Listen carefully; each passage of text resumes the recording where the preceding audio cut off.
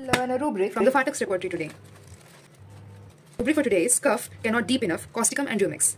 Starting with the remedy, Causticum. In this remedy, we find that the person cannot cough deep enough to bring out the expectoration, and the expectoration is very scanty, and it must be swallowed. It cannot be brought out. It again and again it slips back. And then we also know that Causticum has this action on larynx, due to which we can find hoarseness and aphonia kind of symptoms in these patients, and hence also it is a good remedy for the people who are singers or speakers. Now talking about Rumex, here we find more of dry kind of cough, cough, and here we see that in this dry cough, the main symptom is that it is aggravated by cold air, inspiration of cold air, inspiring cold air, and ameliorated only by covering the mouth and the head. So there should be a covering so that the cold air cannot be inspired. And the sensation over here is as if there is a tickling in the feather, tickling as from a feather or dust in the throat pit, and that is again bringing on the continuous cough. But that loose cough will be presented with a profuse expectoration.